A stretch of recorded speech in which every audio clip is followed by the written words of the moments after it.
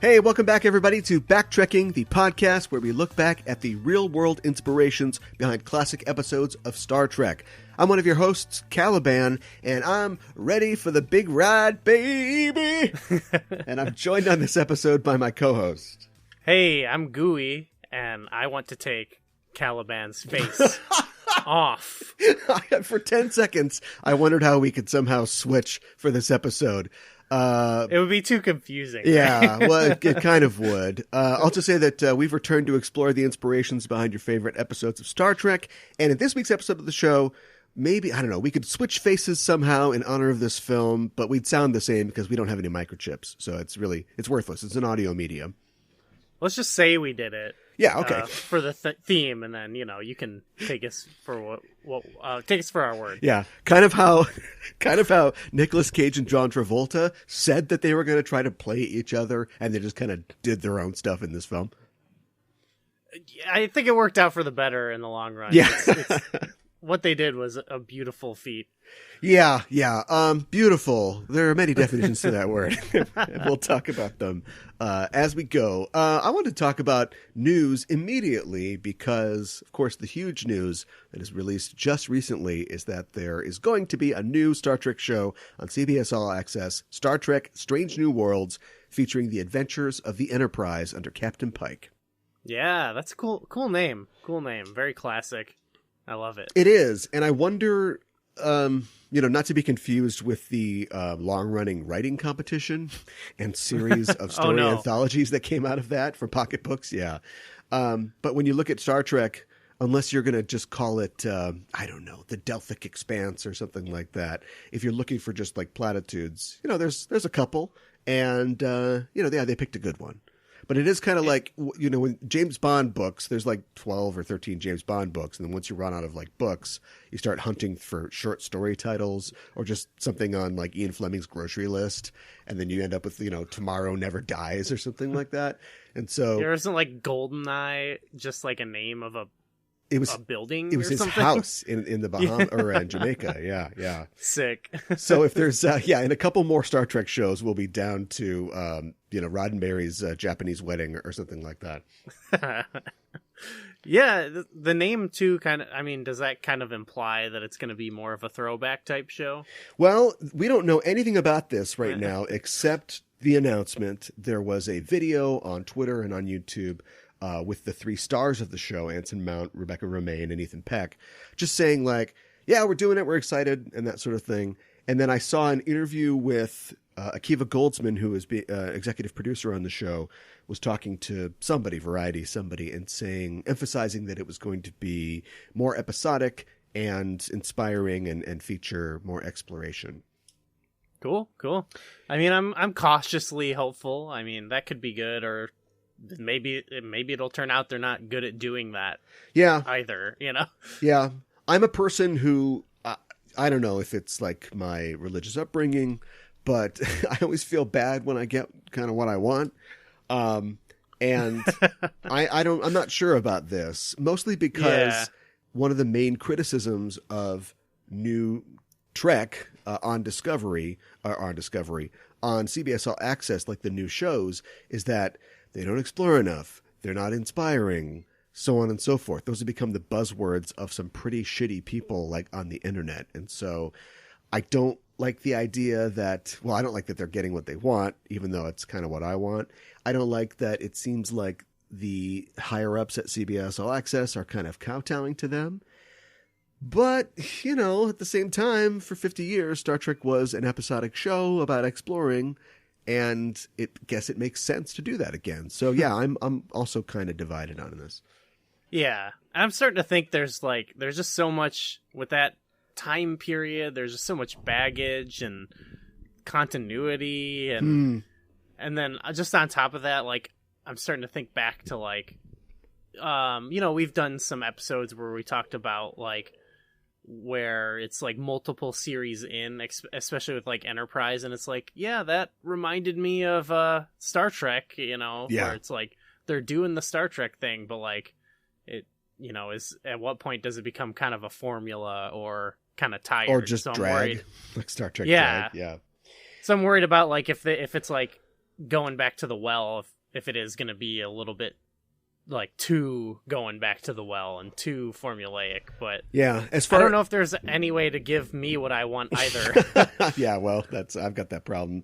As far as a nostalgia hit, like this is the main vein because, just having the Enterprise be in the end of Discovery Season 1 and then all throughout 2 is fun and all, but like why not do Star Trek Excelsior or something like that, and set it like movie era, but on the USS Excelsior. And I know that Sulu becomes captain of the Excelsior, and Takei's a little too old. You could recast, or you could just, there was a captain before Sulu, and so we're on a different kind of ship, maybe different kinds of missions, but it's still what you think of as a classic Trek. Yeah, I totally like that idea too. So you're not as like we're always just boxed in. Yeah, we're tied to the legacy of the Enterprise so much, and I don't know. Which I get it, but yeah. They sort of avoided that with Discovery, but then Discovery became like a very unique ship, that had a unique sort of mission and was very different than the day-to-day workings. So I don't know. I should probably just shut up and take what I wanted and be happy about it. Yeah, I'm not mad or anything. So I'm looking forward to it, even if it is like my one prediction where it could potentially just be kind of like we're doing the Star Trek thing, like that could be fun to watch, like I like the comfort food of that a little bit too. So yeah, absolutely. Although I did go a little hard on the idea of this on Enterprising Individuals recently. So if you want to hear me go #NoFilter on the entire Alex Kurtzman franchise, tune over to Enterprising Individuals at enterprisingindividuals.com. Speaking of something that is kind of Enterprising Individuals adjacent, very soon, in about a week or so, I'm finally going to get to play this Star Trek Adventures role-playing game with some listeners to the show. Oh, cool. It's like a tabletop type thing? Yeah. There's a long tradition. Star Trek has been around almost as long as role-playing games has. And there's a new company called Modiphius that's designed a new system basically for the Star Trek universe. And a guest that I had on the show recently, it was a writer for Modiphius and is a sort of GM too. So he's going to run us through and we're going to record it all for posterity, and it'll probably show up somewhere in some form for people's entertainment. That's cool. I mean, Star Trek, I think, would lend itself well to that kind of thing. It really does, yeah. They'll having the whole structure there, having a command structure. So, like, one character is, the captain or the commander or something, and it isn't like you, a bard, a wizard, and a fighter all going, well, I think I'm in charge. No, I think I'm in charge. Chain of command, that's pretty cool, actually. Having discrete missions that you have to, accomplish, and yeah, it's really perfect for that. All right, well, I'll keep my eyes out on that too, because that sounds really appealing to me. Yeah, I'll let people know when that comes out. And one more thing that I wanted to say was that sometimes we talk about video games, what we're doing as far as killing time during the quarantine, and I have been playing Assassin's Creed 3. Oh wow, okay. That's the Revolutionary War one. Yes, it is. That's where I gave up on the franchise, because technically it's the 5th game. I don't, if you remember, there was 3 number 2s. Yeah. So we were like deep into the series at this point, and I was so disappointed by 3 that I kind of walked away, and I didn't come back until, to be honest, Origins and Odyssey, which I've enjoyed immensely. And so just because they're older games, they're almost like Madden games at this point, where they're almost worthless, like when the next one comes out. Yeah, there's been a lot of there's been a lot of big sales on them, and so I've snapped up the 7 games that I missed for less than like $50, and I've been kind of going through them. And I have to say, I've kind of redeemed myself to it. It isn't as bad as I had originally thought, but it's not great, especially considering just the refined mechanics of the later games. I totally agree. But you know what's funny is that's the one that I got into the series Interesting. Like playing myself. Like my friends had the other ones, but at that point I only ever had like a Wii or whatever console was current. Yeah. So like I remember looking at 2 because I loved like that time period and everything. I thought that's so cool, but I never owned it. Yeah. So then when I finally had like a 360 or whatever, I got on 3, and it was one of those things where I was young and I spent a lot of the money I had on it. So like I was more forgiving, but after I beat it, I was kind of like, okay, not such a great game, but I have kind of stuck with it since then. And I think a lot of those games in between that you've picked up, there are a lot of good ones there. There are some really terrible ones too, but yeah, there's some interesting ideas in it for sure, and some interesting mechanics, but it has all the problems you associate with earlier Assassin's Creed games. One of them is like just the dumb, like optional objectives that they put into a mission. So they'll say like, you got to kill this guy, but you have to, don't step on a crack on the road, or you have to kill him like with this specific weapon at this specific range. And once the completionist in me just said, I don't give a shit.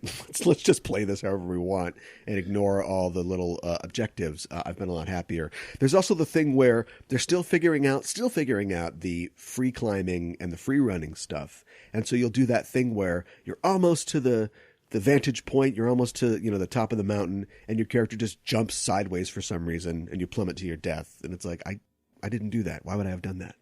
Yeah. That's still, that still happens, but I think even now they've just kind of gotten rid of it because it's like if you fall, you're fine. Yeah, that's something I noticed about Odyssey is that, there's an upgrade that eliminates fall damage. Okay, well, there are no structures in ancient Greece that were more than like 2 or 3 stories, so I guess if you tuck into a ball, you're probably fine, but someday I'll climb a mountain and then just fall off of it and hit the ground. The new ones are awesome in terms of like hanging out in the world and going around, but I feel like for me, like one like Black Flag is like the perfect middle ground to where like you still got to be stealthy and sure, whatever. Like in Odyssey, you're like a superhero running around, jumping off of cliffs, like murdering everyone in your path. Yeah. Not stealthy. Yeah, and I've heard that the newest game, Valhalla, is supposed to introduce some older elements back into the series, and I'm like, no, only good ones, please.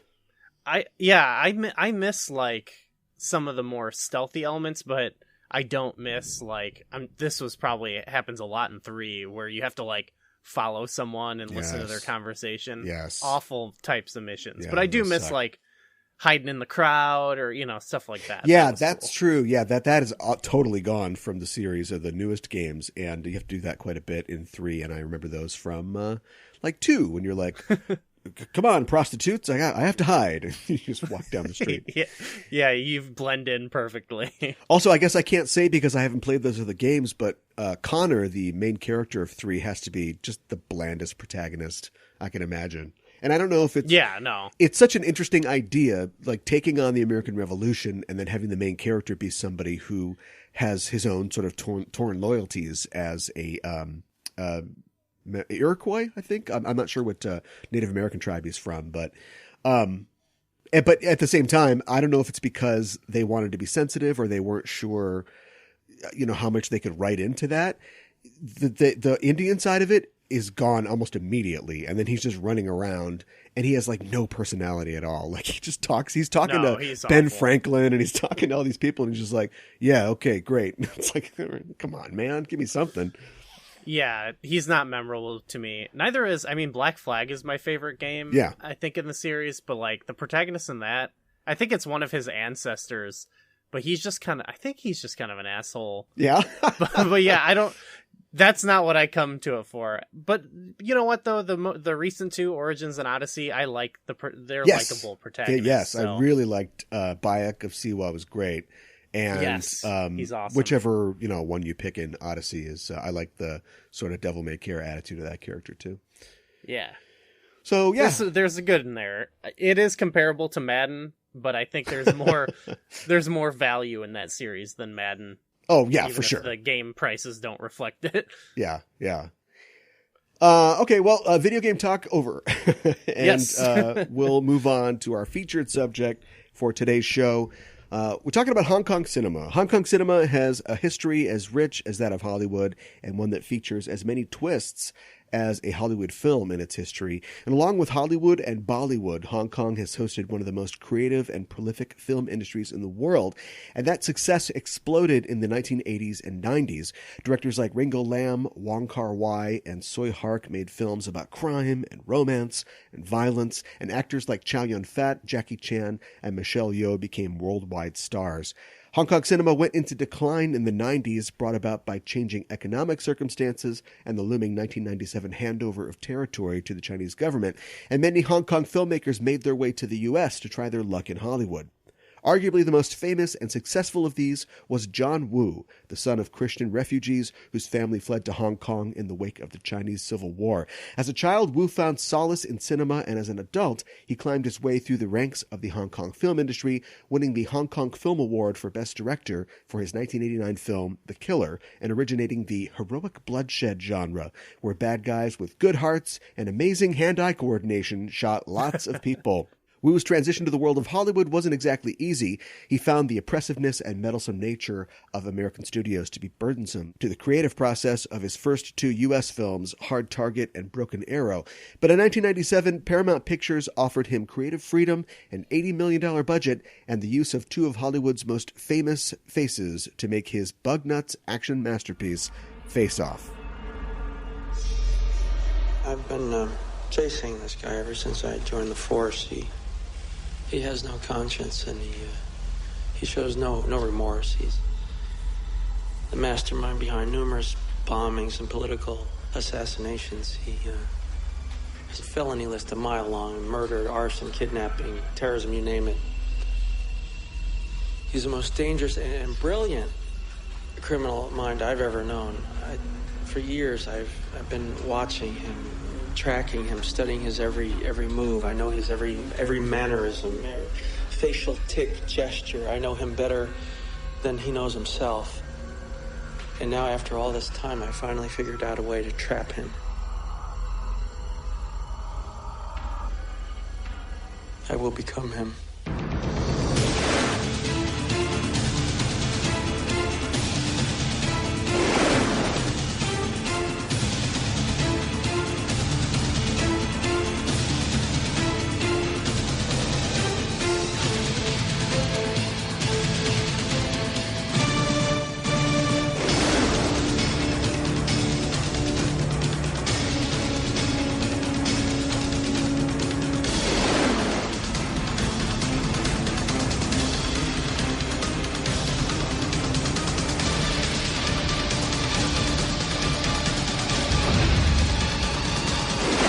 If I live. You're not having any fun, are you, Sean? Try terrorism for hire. We'll blow some stuff up. It's more fun.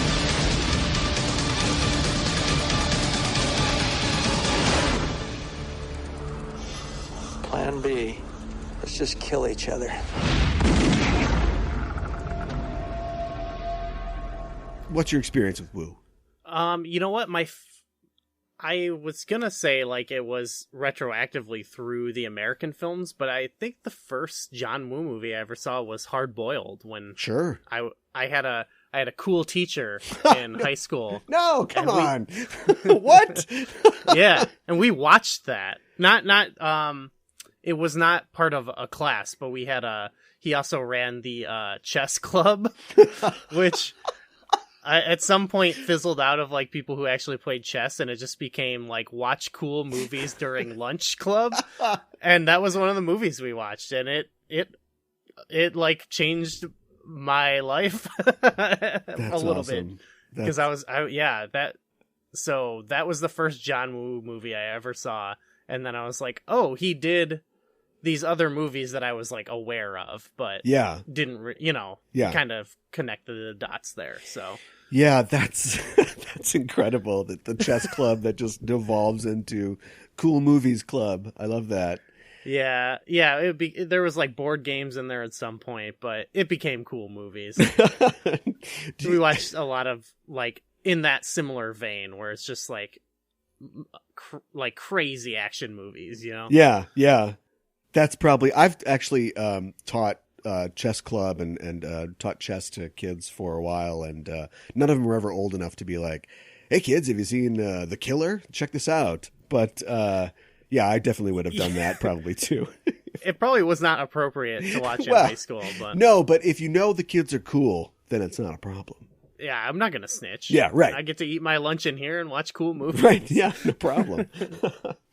I was probably at the perfect age to be a lifelong Wu fan, and I think it's probably affected my judgment for a lot of his later films. But I was, Face Off came out when I was in college, and even before it had come out, we were doing the same thing. We were just doing it in the college dorm, so we were like going out to the weird movie store in town, and finding like the VHSs of like Hong Kong films and foreign films. And we kind of discovered John Woo and movies like The Killer and Hard Boiled.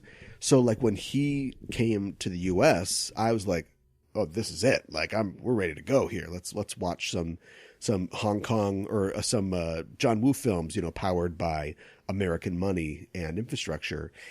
And, they're fun, but a lot of John Woo's American films just don't really match up in a lot of ways to his Hong Kong stuff. And it's hard to understand why. And I don't have anybody to help me because I'm not sure if YouTube film critics are of a similar age than me or maybe a younger age than me, but there is a real dearth of criticism on Face Off in particular and like John Woo films in general. Like you look up you look up Face Off on YouTube and it's just clips of the movie. You don't find anybody besides like the nostalgia critic, and who cares, what the fuck he has to say. No. Or CinemaSins. Yeah. Nobody's talking about Face Off. And it's like, that's crazy, especially for a film that is in the, high 80s, low 90s on Rotten Tomatoes and Metacritic. Nobody's talking about this film. Yeah, it's strange because I know it probably doesn't compare to like The Killer or whatever, but like I think it's pretty amazing actually for like 90s action cinema. Like I still think it I don't know. I think it packs a lot of punch still, Yeah. But maybe that's just like the era that I'm a fan of, and it's kind of nostalgic, but it just, I don't know. To me, it's a little bit more satisfying than watching certain newer action movies, It's definitely, I think, the pinnacle of his work in Hollywood. Not necessarily like critically or in terms of quality, but it's like the biggest thing he made until he made Mission Impossible 2. And that was like kind of the beginning and the end, like whatever it was. And it's this idea of, there are a lot of famous Hong Kong stars, movie stars that drive the industry. But I think like directors and producers are really, in charge there. Directors have creative freedom and producers sort of push everything.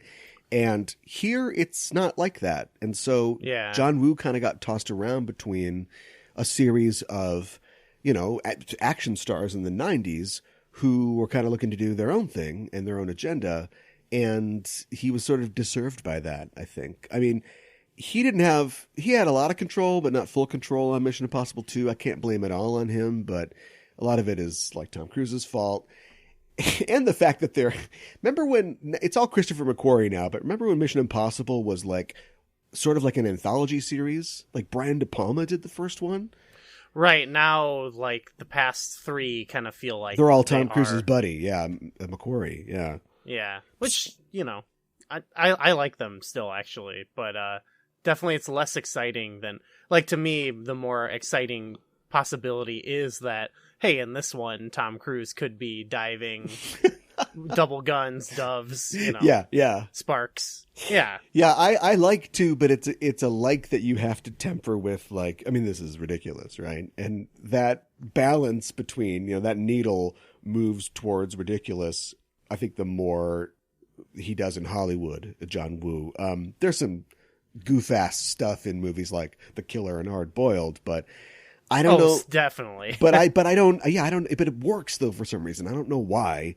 And then, I don't mean to be racist, but dumb dialogue coming out of like, or I'm reading at the bottom of a screen and a Chinese guy saying it works for me. And then when like Tom Cruise or like Nick Cage is saying something, it's like, oh boy.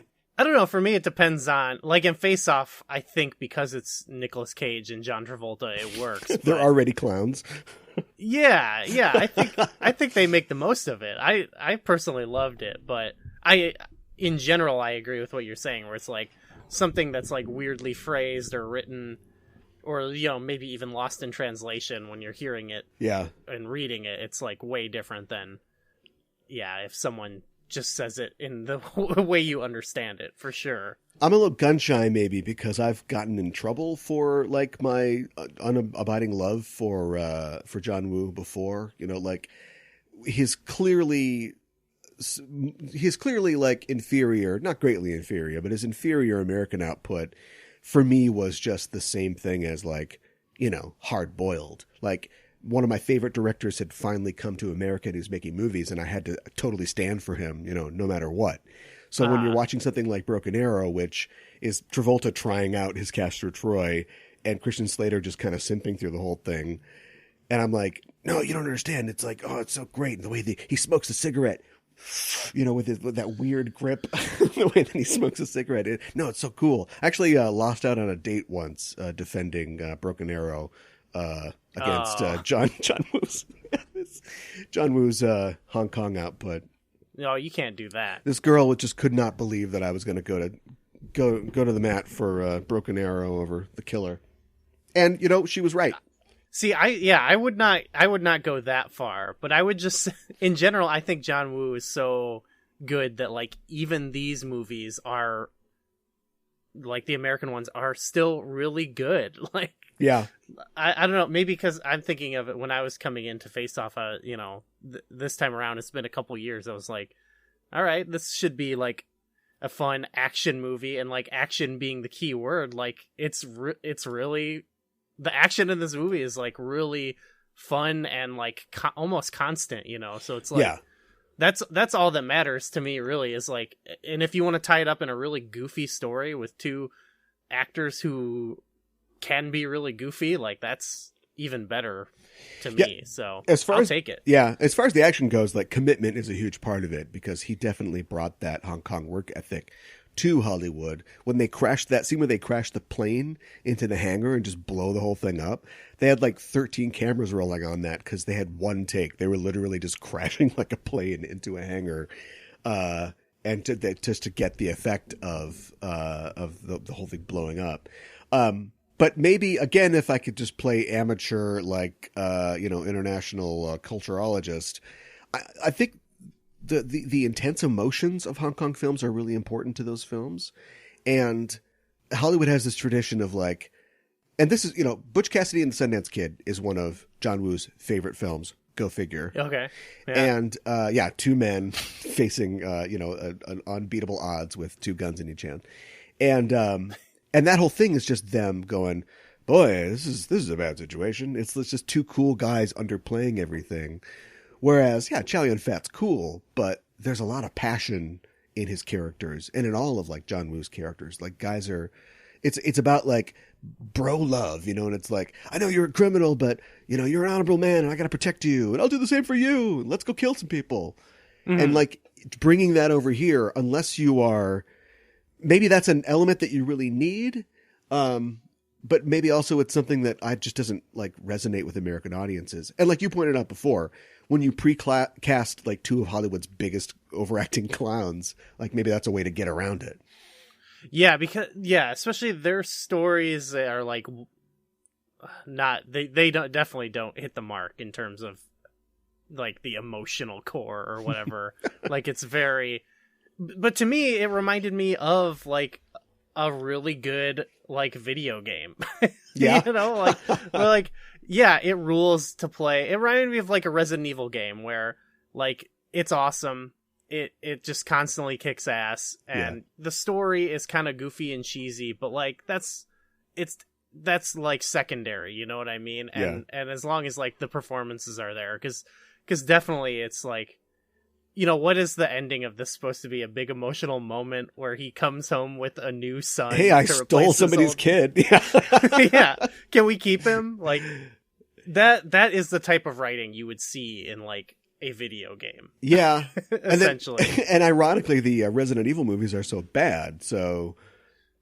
Yeah, there you go. It's just weird. But they're not as good as... They could never be as good as this. What I love about John Woo's stuff is that emotional core is always there. Like, you don't... You know, I'm not super familiar with Fast and the Furious, but I have a feeling it's a lot of driving, and then they keep mentioning family every once in a while to make sure you know it's about heart. But Woo makes sure... He didn't write this, but he makes sure that those moments are there. There's that moment where they're going to change his whole face and body and make him another person. And he's like, I need to have this scar. Like, this is important. Like, I got this, you know, when my son was killed. And it's a fairly obvious metaphor for, like, the weight that he's sort of carrying around because of the death of his son. And once he finally, you know, kills Castor Troy and he's put everything to bed, you know, they're going to fix him up. And he's like, remember the scar? I don't need it anymore. Yeah. That's neat. That's a nice little closure. I had that same exact feeling where it was like, okay, this isn't like mind-blowing or anything, but I don't know, I just felt like a worse movie would not even have that, you know? Yeah. Or even having him go into Castor Troy's life and see that, sure, he seems like, you know, the Joker, you know, with 2 gold guns and he doesn't give a shit, but he's got stuff too. Like, he's got this girlfriend, he's got this kid, he's got, you know, she and her brother love each other and love him. And you'd imagine that he probably just doesn't give a shit about them at all. But there are all these parts of his life that exist. And also that in chasing him, Archer, in chasing Troy and trying to make his life hell, he's made a lot of other people's lives hell. And he sort of realizes that the unintended consequences of what he's doing. There's this like theme in the film that never really gets explored all the way, where once Archer becomes Troy, he's just basically like running wild over people's civil liberties. But you get the idea that was kind of going on already. Like the interrogations in the beginning of the movie, like Archer's just beating the shit out of people. And you're like, what? This is pre 9/11. Like, what is this? Yes, there's a scene where it's when he finds out that the kid is Troy's son. Yeah. But he's like, you know, he's Troy in that moment. I know the one you're talking about. Yeah. And he before he like starts freaking out because of his son, like Nicolas Cage has this amazing just like look that he's giving, and it conveys so much, I thought. And I thought, oh, maybe there is going to be an element to this that's like let's look at like this side of it. But then it becomes more about like leading to the point of like, I got a replacement son at the end. Yeah. And right after that moment, Troy as Archer attacks like the penthouse, and they just like open fire. Like there's just civilians, there's like party goers, there's people who are not even connected to this, and he's ready to just to kill everybody in the apartment just to kill Sean Archer. Yeah. So it does lack some of the depth, but just the fact that those elements are there, I think, says a lot for this movie, I think. Absolutely. I love in that scene where the bald guy is like, damn, my place is getting all fucked up. Yeah. That's one of the best lines in the movie. Nick Cassavetes, son of director John Cassavetes, and a director himself. Oh, yeah. See, like a character like him has so little in the movie, but I think there's just so much. It reminds me of some of the characters in like Die Hard, where they were like not really there that long, but they just had a lot of character to them through the actors or like, you know, the delivery of certain lines, where like they, to me, felt like full-fledged, fleshed out characters. Yeah.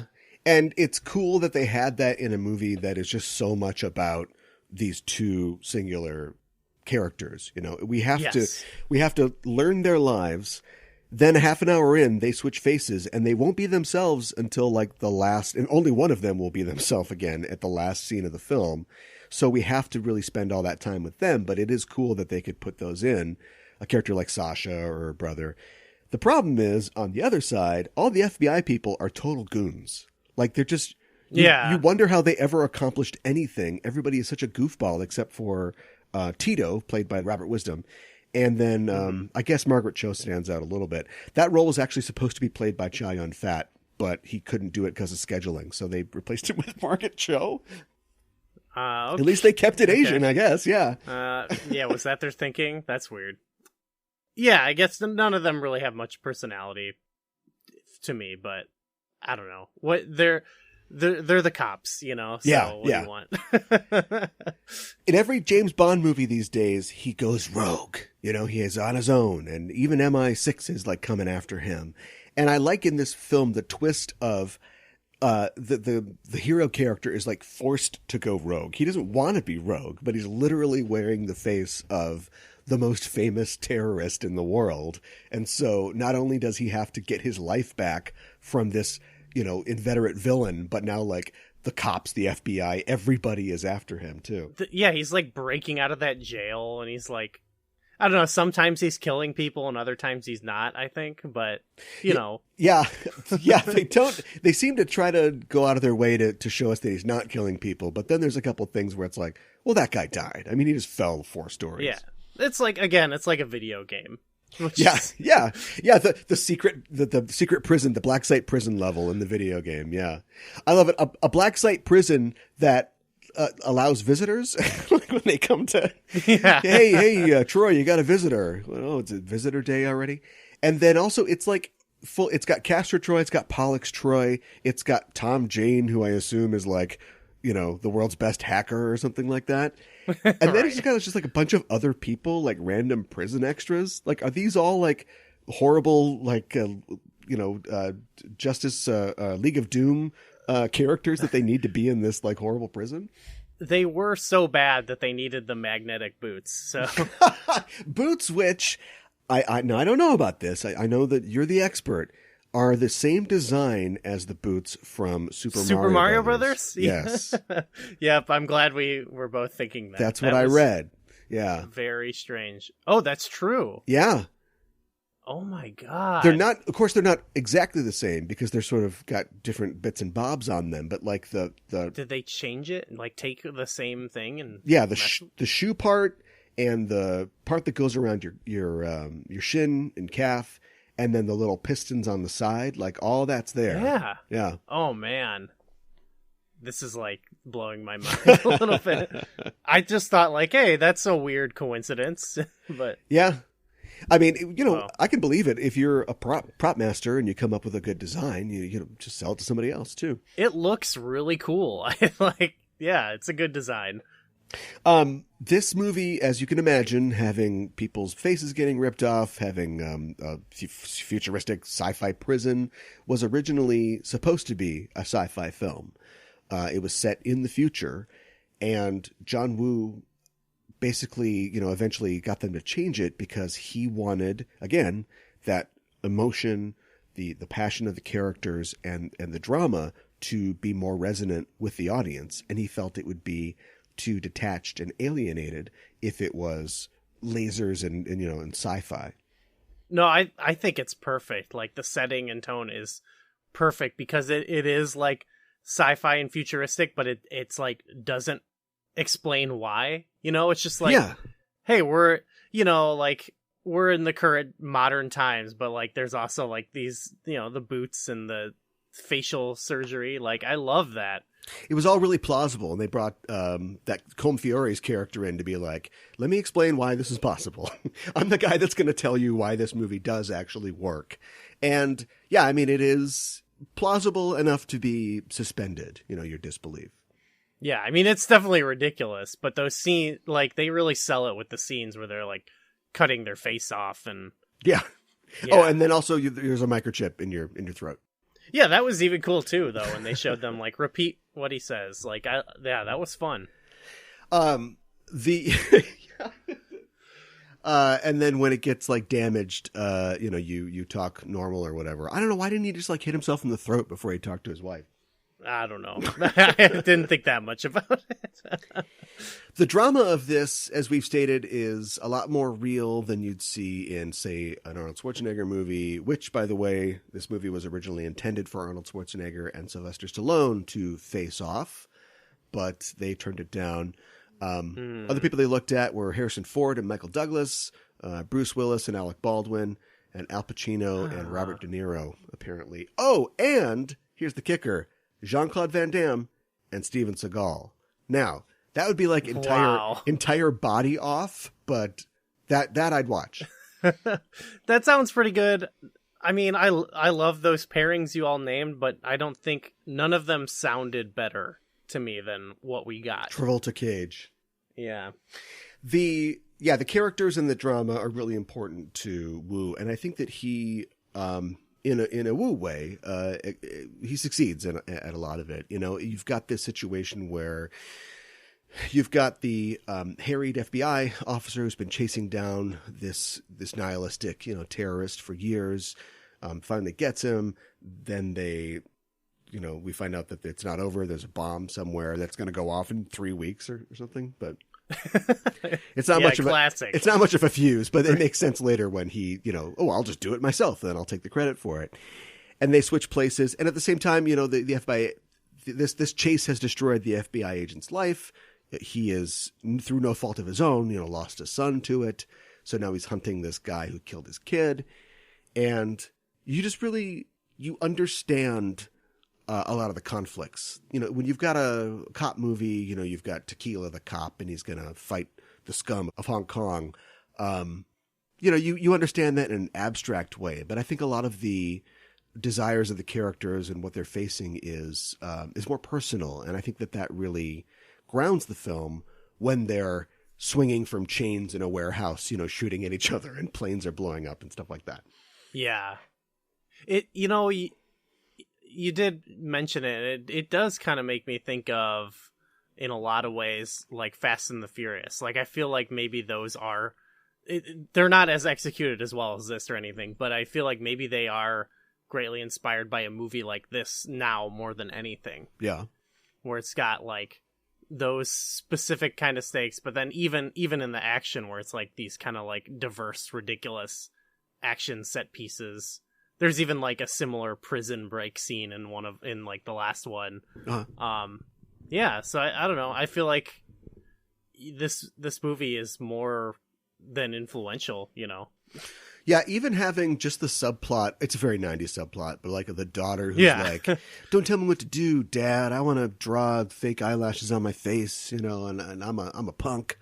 And him, not Archer, of course, but Troy as Archer, sort of settling that and like finding, a point of connection between them. It leads to some really weird stuff though, because, in this film, the good guy is John Travolta, the bad guy is Nicolas Cage, but not really, because they spend most of the film as each other. Right. And so you've got Travolta, hamming it up as the bad guy. You've got Nick Cage being really earnest, but also a little hammy as the good guy, as the bad guy. And there's a lot of like disturbing things that happen. I like the idea of the villain just taking over this guy's life and then just going to his suburban house and being like, this sucks, but I don't know, maybe I can make it work. Let's try this. Yeah, that was kind of funny. I have this life of like people hand me like rosewood boxes full with like chiclets and drugs and weed and stuff like that. But like, what if I just tried to be a house husband, tried to be part of a nuclear family. And it leads to like pretty weird scenes, like him creeping on his, rivals, his mortal enemy's daughter.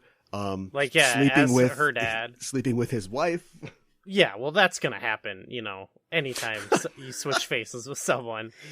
Yeah, maybe we'll save the conversation about that for the Voyager episode, because I've got a lot to say about that. But oh, sure. And I think that there's I think it's significant that he burns out of that almost immediately. He gets immediately really bored. He's like, I did that. And that's kind of his character. But at the same time, I know he's the bad guy, but we spend half the movie with him. I need to continue to root for him a little bit. You know what I mean? I don't want him to rape like the hero's wife, but I thought if they could have thrown like another thing in, like a moment where he doesn't have to necessarily like do something for the daughter or for the family, but he kind of does it and he starts to like wonder a little bit like, this could have been my life, or maybe I understand Archer a little better. But instead, like we move to Archer and his escape from the prison, and it's basically just following him like for the rest of the film. I thought they were gonna go that way a little bit. I mean, even with like the awful stuff they had in there, like with the daughter, I thought they were gonna have a subplot where he teaches the daughter to be cool. Yeah, right. Yeah, Because he does save her from like a rape, maybe, or a sexual assault in the car. yeah, pretty much. In a ridiculous way. It's pretty amazing when he kicks that door in. But then also he like gives her the knife, and which comes back later, which was cool. Yeah, Like- that's a good plant. Yeah, That's another one of those like little plants that, you know, it's not like mind bending or anything, but it was satisfying when it happened. But I thought that was gonna be like a subplot where he's like, you know, in the beginning of the movie, he's like, you're changing all the time. You don't know who you are. You know, blah blah blah. yeah, But then by the end, she's like, cool. yeah, yeah. Yeah, that was a little after school special, but again, they don't have a lot of time, and I thought they condensed well a father's sort of confusion and frustration, you know, with his teenage daughter. With that, and Joan Allen is like the secret hero of this movie. Like, she's just playing it completely straight. She's just the most, you know, she's just realistic as a mother and as a wife of this guy, and this just ridiculous situation that she finds herself Yeah. in. Does a really good job. Yeah. Wu fought for her. The studio wanted somebody younger, and they wanted it to be like a stepmother. I thought that way too, because I looked it up because they're like the same age, and I was like, wow, like, you know, they're like 50 in this, or I don't even remember. Yeah, probably But 40s. 40s, yeah, they're age appropriate, I guess is what I mean. Like, Yeah. that was cool. I thought. Yeah. Love me a 90s Joan Allen film. Yeah, I think they milked everything they could comedically out of the Troy as Archer side of it. Before just kind of moving on. They weren't trying to like make any big points like they were with Archer as Troy. Because once that wife takes you to the grave of the child that you killed, like on his birthday, it's just like, all right, there's no more fun to be had here. Yeah, I think it works for what they went with. And I guess it especially works because like they kept him, he's just kind of unambiguously evil, you know, like, which I'm fine with. I like the idea of like maybe there's more to his life that he discovers, like he has the son and all this stuff, but Yeah. like I also do. But you don't want to find out that he's doing international terrorism to cure the son's leukemia or something like that. That's Exactly. not necessary. Yeah. I love by the end of it, when they have the standoff in the church and he's like, you know, the battle of good against evil, you know. Woo! Yeah. Yeah. Woo! Yeah. Again, in a video game way, I just love, there's something satisfying about it just being like, yeah, we got to kill this guy. What is up with, speaking of faces, what is up with the whole rubbing the face? Touching the face. Touching the face. To me, it fits alongside the whole, when he says to his daughter, like, you change your face every week, where it's just like what one of the characters in this movie is faces. Faces You know? are a character. Again, it's Yeah. another thing that if Chow Yun-fat ran his hand over somebody's face in that sort of like dropped frame, like slow motion in a Hong Kong film, I'd be like, this makes sense to me. But like when they do it like 14 times in this film, like various characters are all just, you know, running their hands over people's faces. It's just like, it feels like a choice that was made. And then everybody's like, okay. But nobody asked, like, is this weird and off-putting? I think it might be. Yeah, I think as weird as this movie is, like, maybe if they did allow him to be, like, weirder, it would, like, fit in more with the tone, you know, like, you know, he made a weird movie where people are touching their faces, you know, but it's, like, symbolic or something, you know what I mean? Yeah. Like, even if it was an American movie, that might be the... You know, I actually think I heard someone was talking about this a while back on some podcast I was listening to. It was like a director or a writer was talking about his career and just saying, like, in general, a lot of foreign filmmakers, like, when they would come over to America, it was like, now let's teach you how the real way to make movies, you know? Sure, yeah. So maybe that's what's going on a little bit, is like they want to make it a little bit more Americanized. So some of that stuff maybe just doesn't mesh as well, you know? Yeah. These people would Like- never survive a COVID outbreak, though. Right? No, yeah. They'd be dead from that long before bullets. I get the feeling like, John Woo is famous, of course, for his balletic gunfights where people are flying all over the place, and there are definitely mats on the ground out of shot for people to land on. But it just goes overboard in this. Like, there's, especially in that like last shootout in the church, where they're just doing somersaults and front flips. I get the feeling if like one of them just held still, they might actually land a shot and it would be over. Like, just, you want your accuracy to improve, just hold still. Yeah, there's like one part where Nicolas Cage is like already prone and he like does another flip. Yeah.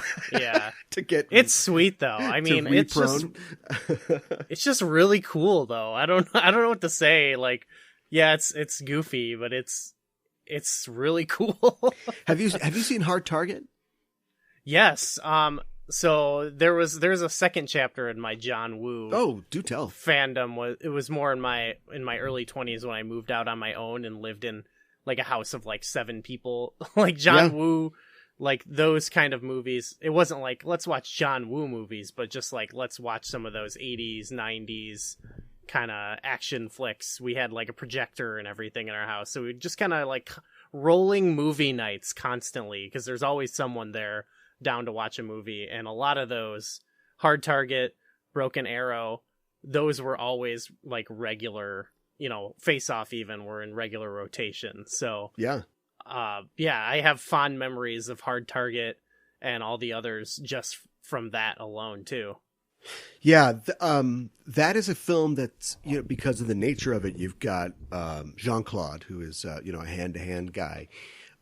It's not all gun stuff. The bad guys have guns, but it's a lot of that plucky 80s action guy using the environment, to kill people, seeing that there's a thing over there, so he's going to shoot the barrel into the thing, make everything fall down on people. But in like the last sequence is in this giant warehouse of Mardi Gras floats, and that's when it turns like full John Woo, like they're sliding on the ground and shooting 2 guns at each other and all that stuff. But in that film, there's a sequence where he's being chased through the swamp by these hunters that want to kill him, and he's riding a horse, and it's basically like a lot of helicopter shots of them trying to blow up this guy as he's riding this horse away. That was not the original sequence that was planned for the film. They planned to have this huge, long boat chase through the bayou that was going to be really cool. Set this whole thing up. And Jean-Claude Van Damme gets to set, and he's like, I don't want to do the boat race. Let's not do it. And John was like, I really want to do this boat race. Like, we got all the stuff set up. He's like, no, do something else. So they had to get like a stunt man, put a wig on him, and get a horse. And that's why there's a boat chase at the end of this movie that's already 2 hours and 20 minutes long, is because John Woo wanted that boat chase. So he put it into Face Off and got the boat chase he finally wanted. Wow. Well, one, why was he so opposed? They got him to ride a boat in Street Fighter. That's right. Yeah. I guess it's not as an extended boat scene. And Jean-Claude Van Damme, like, he realized like that he was both doing a favor, but also vice versa with John Woo. Like, he respected him and they got along well, supposedly. But, this was, in covering Street Fighter, I'm sure that this was a kind of bad time for Jean-Claude Van Damme. Like, the drugs were kind of piling up and he was going through a divorce and all this stuff. So I think he just like, I don't feel like doing it. So fair enough. Woo felt that resentment, and then he brought it into this film. And I got to say, for a film that doesn't really need a boat chase and doesn't need to be this long, it's a pretty good boat chase. It's awesome. It is so good. Yeah. I compared it to Fast and the Furious, but it has something too that I liked about like the last John Wick movie, which was like, what if here he rides a horse and then here he does this and does this? That's what I loved about this movie, where it's like, okay, now it does feel like that. Yeah. Yeah. It's like, here's the prison break scene. Here's the beachside church shootout.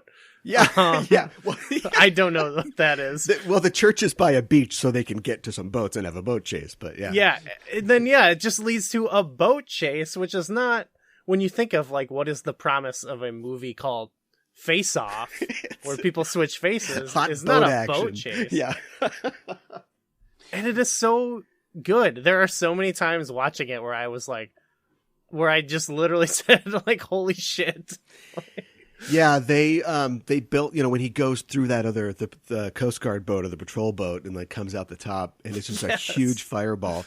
They built that's a fake boat, obviously. They built a ramp through it and they went off that jump at 40 miles an hour. Oh, holy cow. Yeah. I started turning into like a boomer watching this because I was just like, God, they don't make them like they used to. Yeah.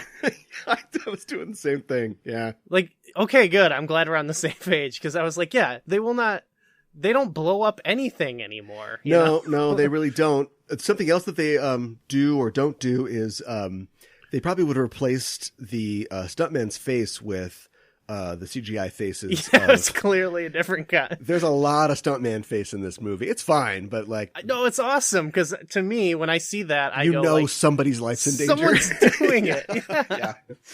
Yeah, that last part where I can't even remember what's going on, but the boat gets wrapped up and they're trying to kill each other and then they hit that thing and the boat flips and they're thrown off of it. It's just two guys in ties. God. Like, those aren't our stars at all.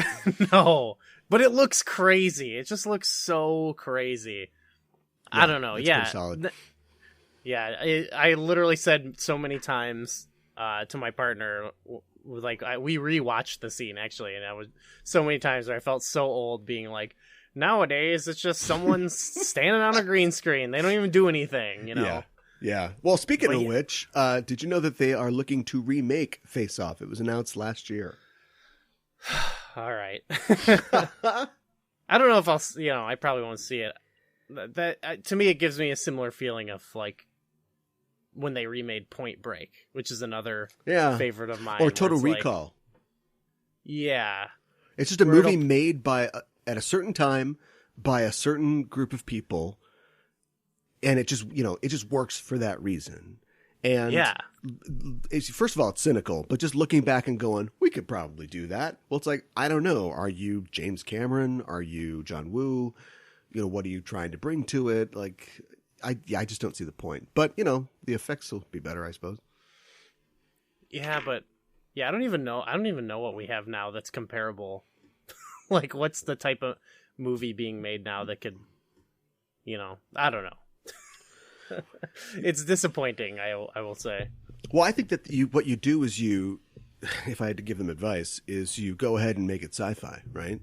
So you put it into that's not a bad idea. Not a crazy future, but like a her future, like something that's like 20 or 30 years down the road, and then and then you could go ahead and just totally cast Ryan Gosling and Pedro Pascal. Like, they don't have to look anything alike, but you've got this technology to totally change them or whatever. And then you pick two actors who really do want, because Ryan Gosling he'll move to a cabin, in the Northwestern Territories and study Pedro Pascal films for 6 months and come in with like a pretty good, like, Pedro Pascal sort of impression or sort of a character, instead of just Travolta and Cage. Because at the time I read that they watched each other's performance and they went, yeah, we're really going to try to capture this. But it's just, I've seen Broken Arrow, and John Travolta's just doing, I'm 90s bad guy, cool smoking John Travolta. It's not really like doing a Cage. Yeah. And Cage is definitely just being Nicolas Cage. Yeah, even when he's toned down. Off. Yeah. I love it, though. It works, I think. Did you know that this movie inspired the Hong Kong film Infernal Affairs, which itself went on to inspire The Departed, Martin Scorsese's movie. So Face Off is responsible for Martin Scorsese winning an Oscar. Okay, you're welcome, I guess. Yeah, is what you're welcome. Yeah. That's cool. I don't know Infernal Affairs, actually. It is similar to this, and it also features. It's tied to a ancient Chinese dramatic technique of face changing, or Bian Lian, and it would be Chinese performers in like this sort of subgenre of opera, would wear masks, and then they would do a thing where they do quick changes of masks on stage. A character is portraying a character and another character is another one, and then they'll like switch, and then they'll like be the opposite characters. And the secrets of how they do these quick changes with the masks are are secrets. They're closely guarded secrets, usually passed down from family performers to other family performers. And just recently, though, because the world sucks, some guy, some version of the masked magician went on like the internet and like revealed a bunch of these secrets. I hate that guy. Yeah. He did that. They did that for wrestling too. Oh, really? There was like it was around the same time where they did like the masked magician reveals secrets, but there was like pro wrestling secrets revealed, and it's like, shut up, go away. There's not a lot to tell though, because it's sort of like, land on your spine, not on your head. An arm bar or a headlock doesn't hurt. You're just resting. And if you watch it as a wrestling fan, it's so boring. Yeah, I can imagine. It is just like, like they actually stomp their foot when they throw a punch. Oh my god, yeah. Like, ooh. Okay, that's fake, but now do a shooting star press. See if you can do that just by faking it. Yeah. Get out of here. Well, you can't fake the funk, and neither did John Woo with this film, Face Off. Any last thoughts before we move on? No, this movie is awesome. Like, yeah, it's pretty good. It rules. We talked about the boat chase, which I think was the most important thing. We had to get that in. Oh, one of the best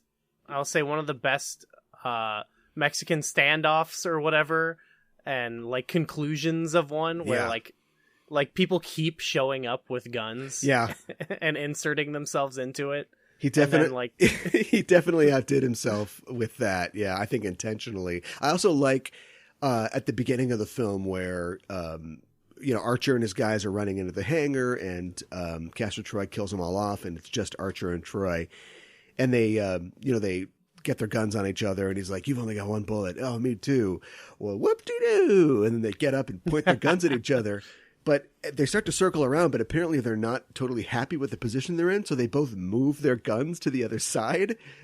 Yes. And it's little touches. Yeah, as a piece of choreography, it works, but as like a real standoff, it's like, why doesn't one guy just lag a little and shoot the other in the face? No. But you get like the Batman and Joker, you get like the idea that they've been doing this so many years now, like they knew exactly, no, this guy's not, he wants to gloat, he's going to keep his gun on me. So they just sort of switch each other's guns. And then also like, they've got their guns on each other, presumably with one bullet, and Castor Troy's kind of taunting him, and then eventually he's like, "I'm bored," and he pulls the trigger, no bullets, and then he's like, "I'm sorry, please don't kill me, please." Like, he just does not give a fuck. Doesn't he even says that too? Like, because I don't give a fuck. Yeah. I love it. I love his golden guns. He looks like a video game character. Oh yeah, for sure. Like, I don't know if especially when he has like his money clip and his sunglasses, the octagonal red sunglasses. Yeah. I don't know if I think they should make a video game now based on Face Off. Sure. Yeah. I think it would be sweet. I know there was a roller coaster, but they should make a video game. I don't know if Wu was involved. He must have given it a green light, but there was that game Stranglehold, which was on the Xbox. The Hard Boiled one, right? Yeah. And yeah, I think it actually featured Tequila from Hard Boiled.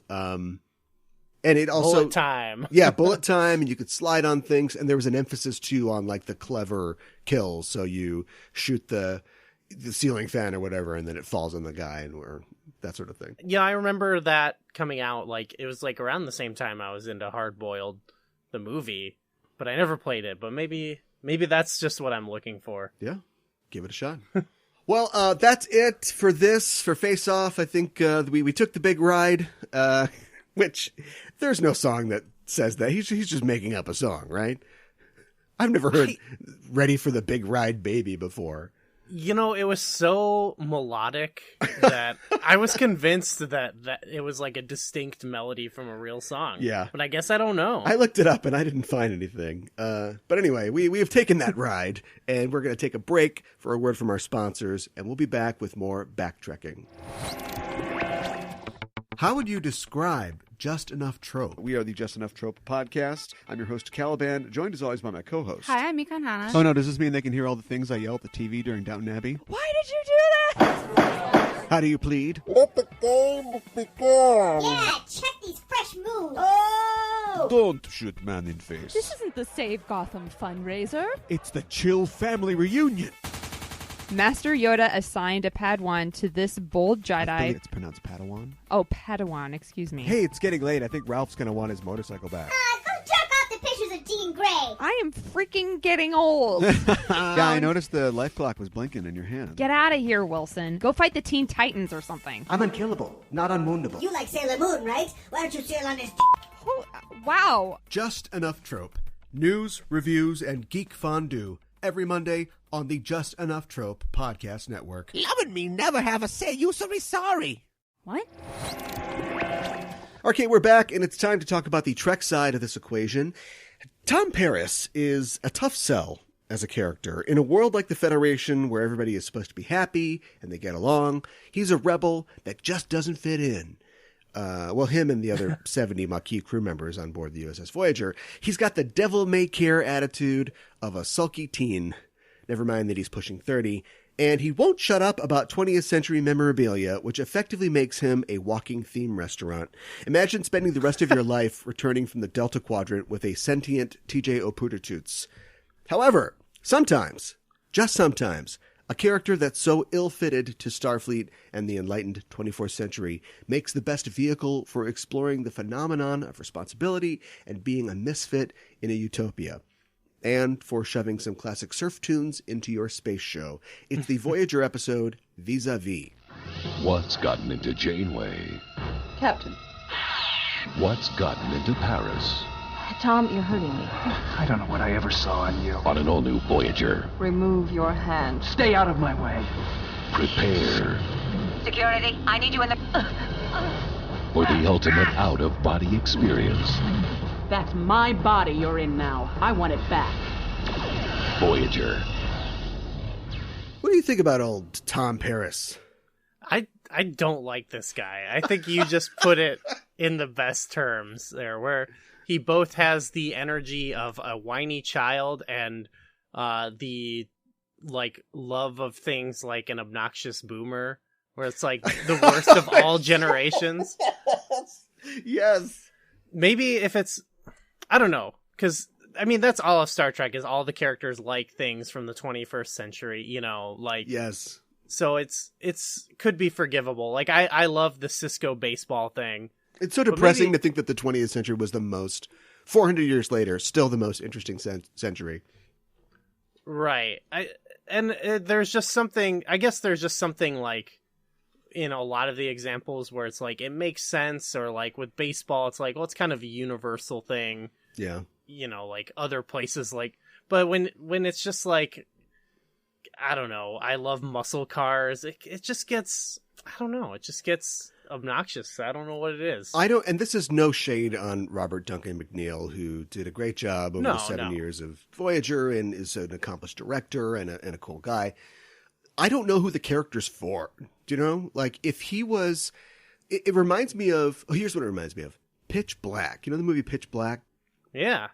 Riddick is cool because he's supposedly this animal, but he's got a code, and we're in a situation where we all have to work together, and you've got all these sort of, it's not they don't have the Federation, but like cops, a federal agent, traders, all these people from like a society, a galactic society, and then Riddick is just like this, you know, feral creature, but he has to like get along with them. That's like, if he was like that, it would work. But in the PG sanitized world of TV Trek, you can't, there are no badasses. Do you know what I mean? You can't, he was in prison. Yeah. So he's an ex-con, and he's like the cheesiest ex-con like I could think of. Yeah, which is weird, because I feel like even in the, I think it has to do, I'm sorry, but I think it has to do a little bit more with Voyager, of like not tapping the potential of things, you know? Because like, sure, you have characters like that in like Deep Space Nine or whatever, who are like, you know, on the fringes or whatever, and they pull them off. But for this, it's like everyone gets along a little bit too well, you know? Yeah. Like when I was a disaffected teen or a young person around the same age as him, I didn't like him. You know what I mean? And now that I'm like older, I'm like, this guy, I would never let him fly the ship. He's like super unreliable. It reminds me of more of like current day bad boys they try to have in like the WWE, you know? Yeah, really?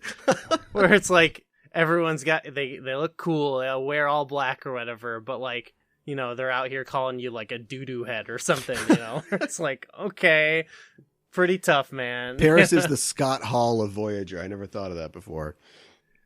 Well, no, Scott Hall, now that's a real bad boy right there. Yeah. So whenever there's a Tom Paris episode, you know, I'm always a little wary, and it almost always has to do with cars or his love of, you know, with his particular predilections. I mean, I guess that's what like you plant seeds in a character for. But there's that episode where he finds an alien spaceship, and it's basically a riff on Christine. We might do it on the show someday, where like the car starts to take him over. Or that's cool. Yeah, there's the episode where, you know, Tom Paris was a bit of a ladies' man, we're told early in the show, and so he, you know, maybe he killed this lady's husband, you know, that they met. It's always, you know, things on that, and at this point in the franchise, we're like past that, aren't we? Like, there's just so much more interesting things to explore 30 years on now into the Star Trek franchise, to have this guy, he's just like a throwback kind of character. Yeah, which I think, you know, you could make a character like that in small bursts, you know, give an episode here or there. If the setting is right, I think that could be fine. Or it like could even be cool, but it's, I think, again, just with like the tone of Voyager, it doesn't really work.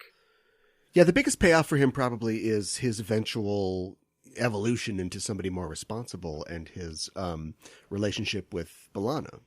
Which is not, it's just not enjoyable in this episode. Yeah. They just start bickering right away, and I was like, what is happening? Yeah, a lot of Voyager really runs together for me. I think for obvious reasons. And so I was trying to, as we were watching it, this is a 4th season episode, I was trying to figure out like when they really get together, and like, did they have ups and downs before this? I think this is like they're dating, but they're not really living together and still kind of figuring things out. And she, you know, we know Torres as also a character of some spirit. Yeah. And he's not always the source of the problems in their relationship. But yeah, in this episode, she's just basically being like, she's using like I statements, and she's being like totally focused and totally like emotionally centered. And he's just like, get away from me, man. Now, of course, the secret is he's not him. He's somebody else. Before that, though, it's pretty bad. Yeah. Well, they have to have the hook there so they can end it with them making out in the Camaro at the end. Yeah. Part of it is like just the Star Trek thing where it's like, we got to fast track the story a little bit. Yeah. So like, we got to jump ahead somewhat. Mr. Paris has been late for his appointments. There's no consistency in his character as well, because, you know, he first comes on and he's a guy that we're not sure we can trust. Then in the 2nd season, they start to plant this kind of weird long game story element where he's being insubordinate and he's, you know, missing shifts and stuff like that. And it turns out it was all a ploy for them to catch like the traitor on board the ship. And then, and then he remains somewhat irresponsible throughout the 3rd and 4th season. Right. In the 5th season, he is demoted because of something that he chooses to do, and it's more of a moral stand. He's not just totally derelict of his duties or anything. And then he remains an ensign until the end of the 6th season and becomes lieutenant again, and, you know, gets married, has a kid, and all the normal stuff. So there's not much like of an arc that I can think of, but you know, it's a long show. It's 7 seasons. It's difficult to do that. Yeah, it's hard to maintain the types of stories I think they want to do on this show in the Star Trek format. Yeah, well, maybe they should have picked a different premise for a show. Yeah, I don't. I mean, this is the show that they made. You're right. Maybe if they stayed in like one place, they're on a space station, like. Yeah, that would be a good show. Yeah, well, they should try that someday. What'd you think of Stent or whatever his name is. It was Stent? Steth. Okay. Yeah. Yeah. Well, for one, I was like, for a little bit, the faces were changing. He was having a hard time with his faces in the movie. Yeah. Or in the show. But for a while, I was like, how is this like Face Off? I was so mad when I was watching this for the first, like, because I think we had read someone be like, this was our homage to Face Off. Yeah. Which it ends up being, but I don't know. To me, the promise of a face-off Star Trek episode is like you could take two beloved characters and they switch places, you know? Yeah, the old body swap. Yeah. Like take a classic villain, you know, swap them around with a one of your good guys. That would be fun. But this, I was just like, he's hanging out rebuilding the ship with this weirdo. I don't know. So long answer short, I didn't like this guy at all. Yeah, I think it was actually that actor who, when interviewed, said that it was like Face Off. So I'm not sure that I don't like this actor. You can't like construct this episode without seeing that. The writers must have had that on their mind. They couldn't have made this episode without thinking, "Oh, we're kind of doing Face Off here," especially with the way that character takes over Tom's life and also tries to do that too. He's a guy who, he was already an intergalactic criminal. He had like a cool ship with an advanced drive. And then he just goes, you know what? I'm going to be Tom Paris for the rest of my life. And he settles in and he's like, oh, I'll just fly the ship. This is fun. Oh, I've got a girlfriend. Okay. She's nice. He really does try that. And then as soon as he gets pushed back, he's like, screw you guys. I'm out of here. And tries to leave the ship. Doesn't he like? He's got no commitment. He acknowledges before taking out over Tom Paris's life that he's like, "Wow, your life sucks. Yeah, give me it." You know, like, yeah. I know part of it is to like convince him to leave, but like he ends up believing it. You know, like I don't know. It seems like a bad choice to go with. It does, and also it seems like a bad choice. Just kill him, and dump his body. Like, why give him your ship and then send him off somewhere? He's just gonna come back. Maybe part of his like changing requires it. You know. Oh, maybe it's like It Follows.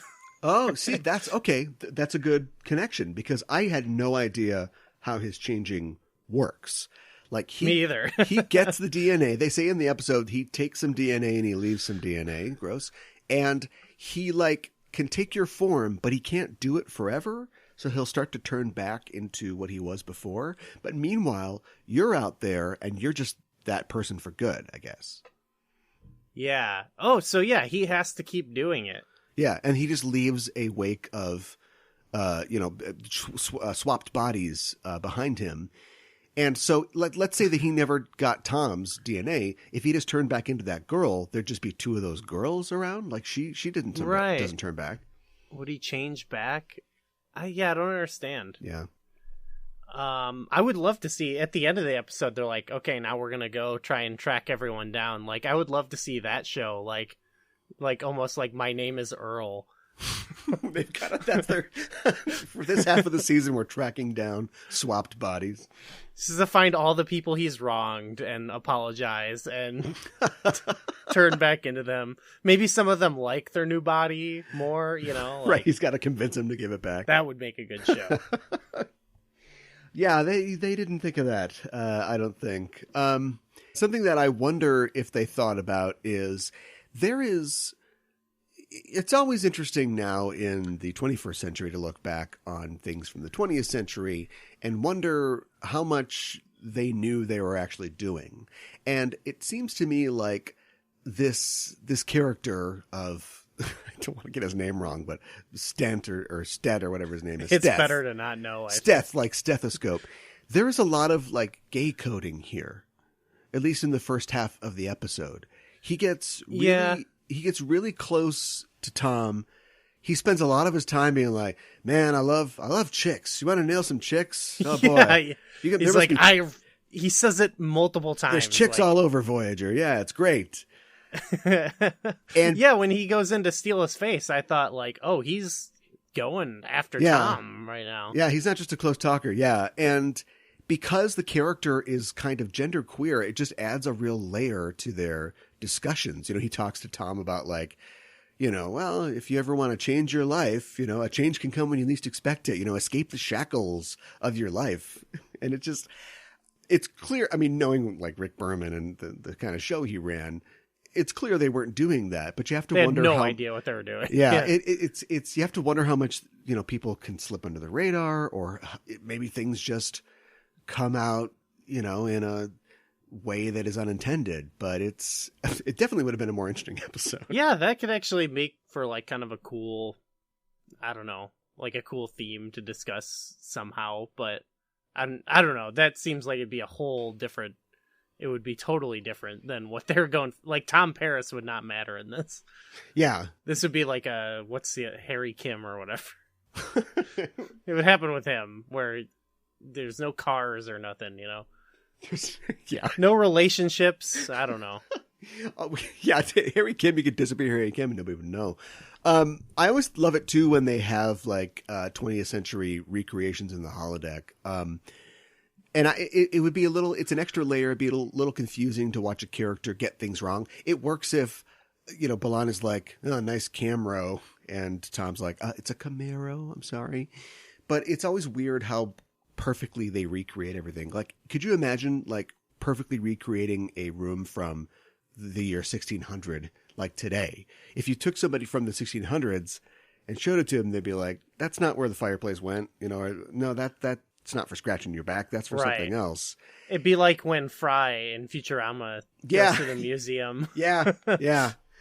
And yeah, I know that Tom is an expert, but I sometimes I wish that Tom would just get little things wrong. That would be kind of a dramatic irony, bit of comedy for the audience.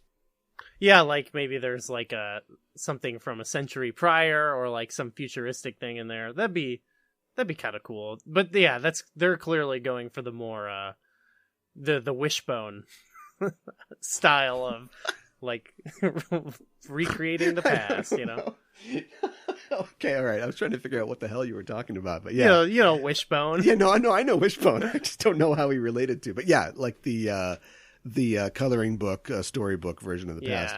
You made a great point before, about boomers, which is this is a character written by. That's who it's for. It's by boomers for boomers. I don't even fully mean that as an insult, because sometimes I love that. No, we're not doing an okay boomer thing. I just the fact that he loves I love my Camaro. I love my Camaro and watching my Elvis movies. And yeah, why can't cars be like they used to be? They're not hovercrafts now or whatever. Yeah.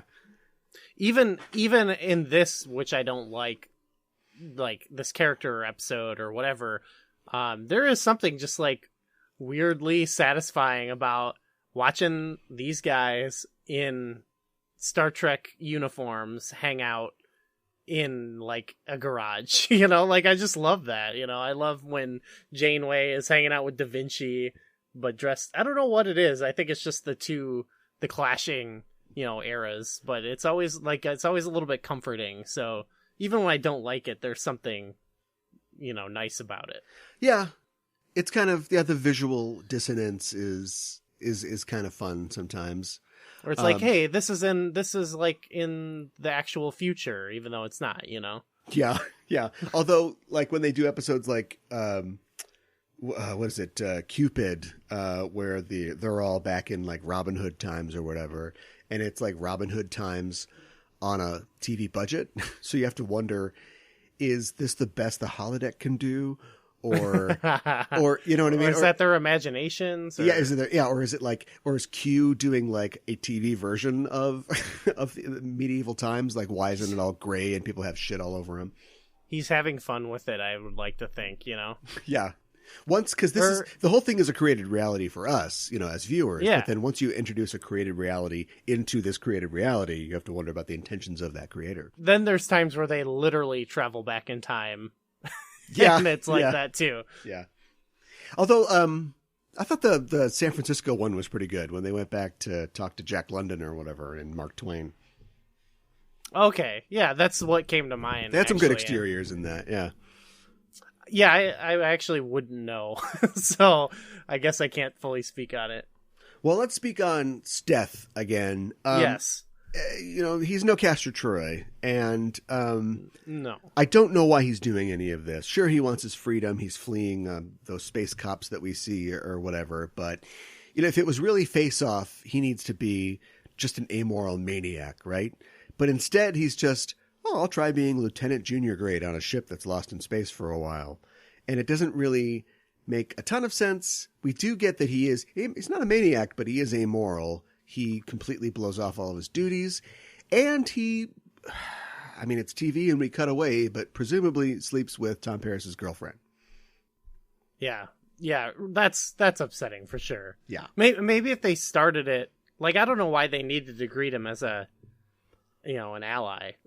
Like, maybe he could have started as, like, a total maniac that they could have started, in media res, like a battle or something with him, and he's just like a total lunatic, Yeah.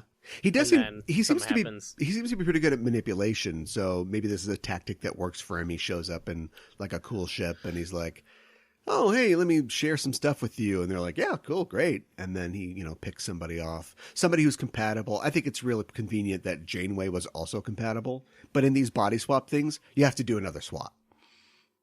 Oh yeah. For some reason, I was like, I wouldn't say I was fooled, but I was like, the episode was coming to a close before the Janeway swap, and I was like, what is the drama here? Yeah. Like, it seems like everyone's figuring it out. This is not a big deal. It's like, oh. They go a little too far, though, because they have a log entry. Why would he make a log entry? Or if logs, like I've always like maintained that they are, all the logs are recorded after, right, for posterity. I think Trek forgets that sometimes because they'll be, being sucked into a black hole, and we'll come back from commercial and they're like, "Captain's log supplemental, we're being sucked into a black hole." But all the logs are supposed to be retroactive, right? We got out of that crazy thing. Here's my log about what happened in that crazy thing.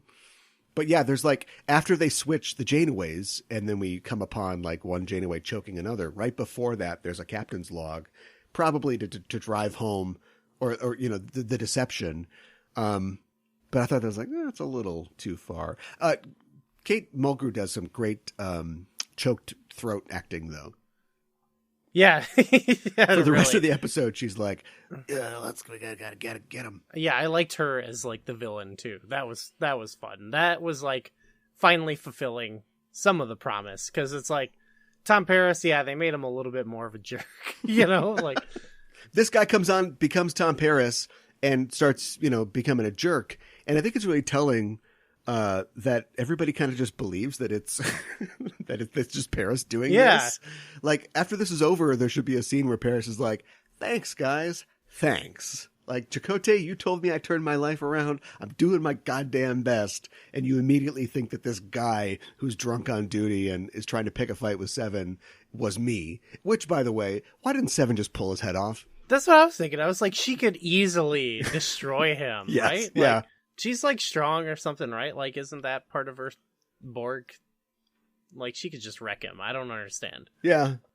But she's, I don't know. She herself I don't know how it works. Is dealing with her own past, I guess, and trying to be nicer about stuff. But yeah, she's not been around too long, right? So. Yeah. Well, anyway, just to rewind it back to the B'Elanna thing, like, I don't want to belabor it, the B'Elanna thing, but I liked the fact that Face Off had a situation like this, and I definitely think that they don't deal with it enough, but I like the fact that it doesn't destroy the character. Like, the character finds out that she's been deceived and essentially, like, raped by this other character, and it isn't like, she can't just, like, she's kind of out of the movie, she's just totally distraught. Like, she's upset, but she's like, let's get this guy. Do you know what I mean? Like, let's. Yeah, she helps with she's got a really great role in it. Yeah, it's not, I mean, it's a horrible thing, but it isn't something that, like, just totally destroys her and she's painted as a weak woman. She's just like, well, the answer is we get this fucker. Yeah, she has some agency in the end. Yeah.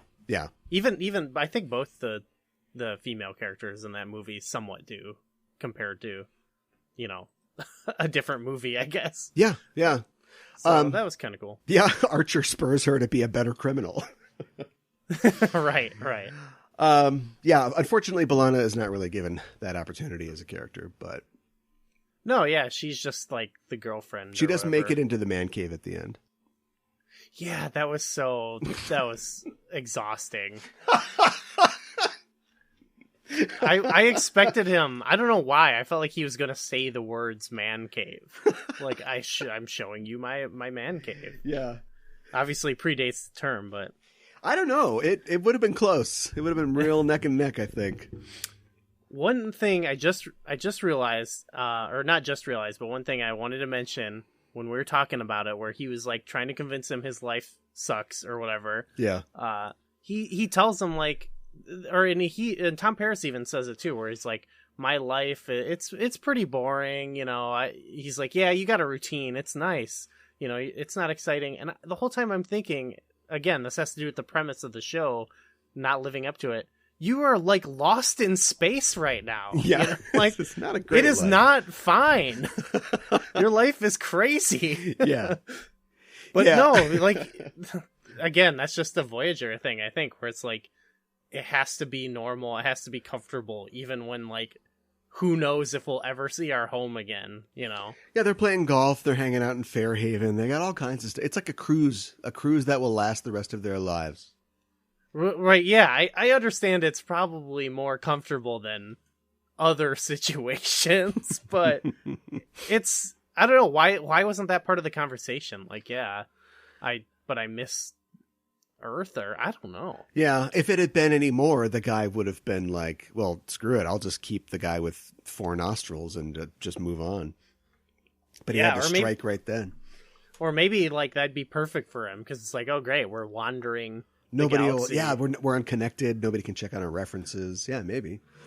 If he can hold that form forever. Yeah. It's kind of underwritten. It's kind of underwritten. Yeah. Just made me so mad that he talked about how boring his life was. Yeah, I wish they'd played up the more queer elements that I pointed out before. And also, I think it's clear that, you know, this guy, we said that he's no Castor Troy because he's not interesting, but he's also not that bad. Like, he was in a lot of positions where, like I said, he could have just vaporized Paris, or when he gets into Janeway and the ship hails him, just Tuvok blow him up. Like, you can just take care of your problem right there. Like, everybody who knows who you are could just die right there. But instead he's like, no, I'll steal a shuttle and try to get away, and don't come after me. Right. Yeah. It's not. Yeah, he's never like holding anyone at gunpoint or anything, or right. You know, licking. Well, he does. Oh boy. Yeah. Yeah. I don't know. It's all the licking we failed to talk about of the daughter. Yes. No, I know. Oh. Yeah, gross. Well, all the tongue-related stuff that we didn't talk about in Face Off, a weird tongue obsession, as well as a caressing face obsession.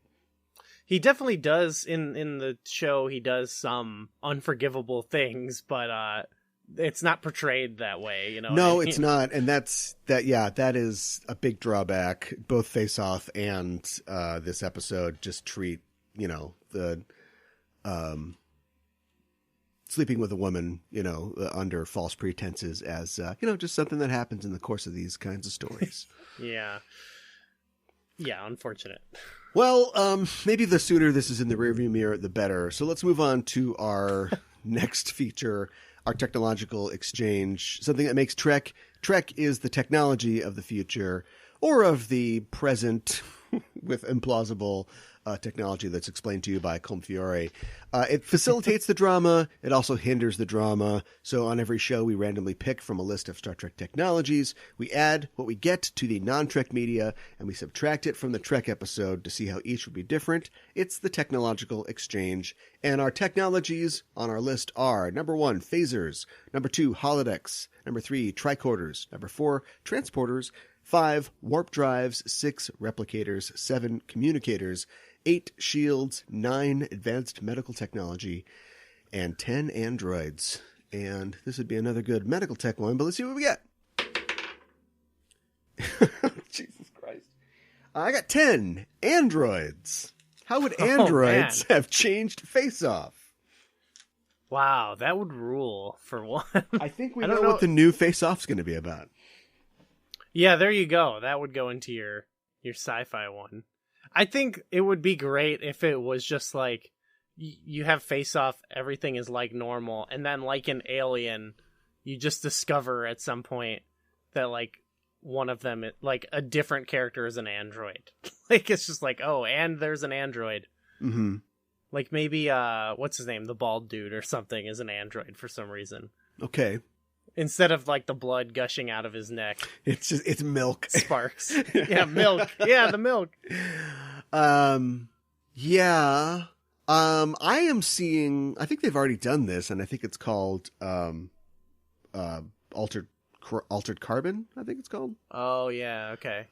You've got a thing where, you can assume somebody's identity or a different identity, and they're not technically androids, but it's, bodies that are express made for a purpose, be it work, play, whatever. And so you can sort of slip between bodies. So, yeah, I mean, if you consider an organic android an android, then yeah, I think we're definitely looking at the future of Face Off here. Yeah, we installed a chip in his brain. He's dead, but you'll be able to control his body through this chip. But then during the movie, he wakes up, and now you are sort of fighting over this body, and you think you get rid of him, but guess what? He had his guys install a chip in your body. He's you, you're him. But you could do like a Blade Runner thing. Where like there's some question of who's just been face-offed or who's an android. You've just been face-offed. Like make it like 4D chess there, Yeah. Maybe Castor Troy isn't a person. Maybe he is a rogue AI that has been wreaking havoc on the cyber web and in the real world. And Sean Archer is a cyber terrorism expert who has finally tracked this thing down. This is just the plot of Ghost in the Shell, by the way. And Castor Troy, the AI, manages to find his way into an android body. Now he's in the real world. Well, it's also Virtuosity, too, with Russell Crowe. But it's the twist. The twist is then that John Travolta discovers he's an android by the end of it. Yeah. And he didn't know. There you go. Whoa. Which is also, that's his Blade Runner, so. yeah. I think I'm stuck on the Blade Runner thing. That's one of the things I hated a lot about Blade Runner 2049. But, I hated the fact that they just took all the ideas that people always speculated about being in the first one, like things that were, cleverly unsaid, and just made them explicit. So everybody always wondered if Deckard was a replicant. It doesn't really matter. But in this one, they're like, nope, he's a robot. Right away, we know. And so all the problems that come with that. That's what they do with all things now that are remade. It's like it almost becomes like the meme of itself, Yeah. The idea of it. That's what they'll do with Face Off is meme movies. I like that. What do people say about Face Off now? I'm sure there's people who say oh, it's so bad it's good or something. That's right? the problem. I don't hear a lot of people talking about Face Off now. Yeah, but I think maybe that's what some people might say with Nicolas Cage in it or something. That's what people say about Nicolas Cage, even though it's not true. He's just good. But yeah, they'll try. I think that's what they'll do with Face Off. Is the remake is oh, what if it was even wackier? Even though they'll never get the tone, Who do you put in it then? Who's your modern Ryan day? Reynolds? Ryan Reynolds. Ryan Reynolds and who's in those kind of movies now? No, not Seth Rogen. No, that's the movie. There it is. Okay. No, Ryan Reynolds and it'll be real epic. You know what I'm talking about? Yeah. Well, he'd be because he played a bad guy. All his characters are bad guys. Well, I mean, they're bad guys, but yeah, you know what I mean. It'd be him and Chris Hemsworth or just one of the blonde action guys, Sam Worthington or something like that.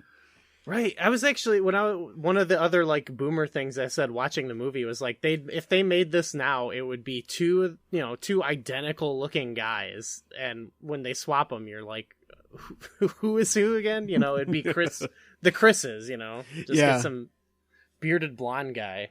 Yeah, Joel Edgerton and Sam Worthington. What's the even swap? Yeah, one's got a beard, one doesn't. Okay, well, Channing Tatum, put him in there. Channing Tatum versus Channing Tatum. That's sick. Yeah, I like that. Well, I don't want to say that was a bust, but that's only because we're going to move on to a definite bust. What happens if we take androids out of Star Trek Voyager? This specifically, I don't think. I don't know. Here you go. Is the Doctor an android? There's probably a similar artificial intelligence aspect to him, right? But he's not like a physical being, is he? Like, well, you know, like we have, you know, easy names for these categories, but they are sort of broad. So like phasers is, you know, weapons, torpedoes, and all that. And there isn't anything on here that would be computers, or not computers, you know, intelligence, computer intelligence. So I think he definitely fits in that realm, and I would consider him to be, yeah, I think he's an android. Yeah, definitely. Like, there's similar things going on in his up in his noggin. Well, if Paris has any medical talent at all, if there is no EMH, then Paris would have spent 4 years studying medical stuff and would be the ship's doctor, maybe, instead of just the helmsman. It would have been even harder to cover up not being him when he switches, you know? Yeah, he switches and he like gets somebody killed in a surgery or something. That was a great moment, by the way, when the doctor was like, take the day to reflect on your strengths. Like, that was genuinely a touching moment. Yeah. Yeah, he was he could manipulate people. I'll give him that. Yeah, you know, if there were no androids, then we wouldn't have that dumb episode where B'Elanna helps out the androids, which would somehow affect her personality and would have her either dating or not dating Tom Paris. I don't know. Well, really, there would just be a massive butterfly effect of Data not existing that somehow would affect Voyager. True. I don't know how. When did Data meet Bashir? Oh. Because if it was before the episode Dr. Bashir, I presume, where the Doctor meets Louis Zimmerman. Yeah, maybe it was. Because Voyager... TNG would have been off at some point. Yeah. Yeah. So maybe it was. So Bashir never meets Data. And so maybe he doesn't appreciate artificial life forms. So when Louis Zimmerman approaches him about the upgraded EMH program, he declines to participate, which means that Lita and Rom are never pushed together. Without Lita's encouragement, Rom never invents the minefield that protects the wormhole while the station is being occupied. The Dominion wins the war, and Voyager is never sent to the Delta Quadrant in the first place because it's destroyed on the front line. Yes. Don't ever challenge me. That was impressive. That was earth-shattering right there. Get some Star Trek Kevin Bacon there. I don't know what to do with this one. We just witnessed some magic. No, we don't need to do anything. I wish that Tom Paris thought there were androids in like the 1960s. So it's like that would be cool. He's got the Dick Dale music. He's got the Chimera. Everything's perfect, and he's like, looks pretty good. Button it up for me, 2B, and then like a robot walks out. It's Robbie the robot from Forbidden Planet. Yeah. And he's like, nothing wrong with this. Totally fine.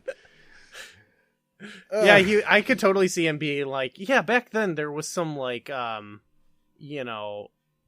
early, more, ancient type robots or artificial intelligence, you know? They weren't as advanced as the Doctor, of course, but yeah. That's when they started figuring that out. They got the job done. Watch this this animated documentary called The Jetsons. Okay, I think we did something. We did it. Yeah, we did it. Should we talk about what's coming up on the next episode of Backtrekking? Yes. Okay, so in the next episode, we are going to be taking a look at another episode of the animated series, which I'm pretty excited about. We were watching the episode The Jihad. Yes. Which was apparently written by and shares some similarities to the original Mission Impossible show. Yeah. Where it had the same writer. So I've never seen that either. So oh, okay, cool. Yeah. Actually, kind of the Mission Impossible, there's some like 7 degrees of separation here right now. There's less than 7, yeah, because the guy that wrote for that was a a Desilu show, just like Mannix was, and that guy wrote for a lot of those Desilu shows. So yeah. And then one day we got to Exploding Sunglasses, Limp Bizkit, all that good stuff.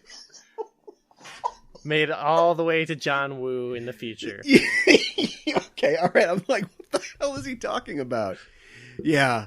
There's an INXS song in this in Face Off, and it wasn't like one of their popular ones. And it was like, really?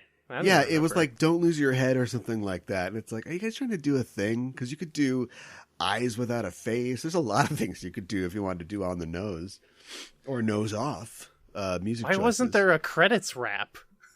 A face-off credits rap? That would have been sweet. You're gonna lose your face. Yeah. Oh, Will Smith in. Well, he kind of did that. Gemini Man. Yeah. No, imagine if it was like, Dragnet, the movie Dragnet. Okay. Where in the credits, Tom Hanks and Dan Aykroyd do a rap. You lost me, but yeah, okay. Well, in the credits of this, they should have gotten the Nick Cage and Travolta to do a rap. I think human civilization would have stopped right there.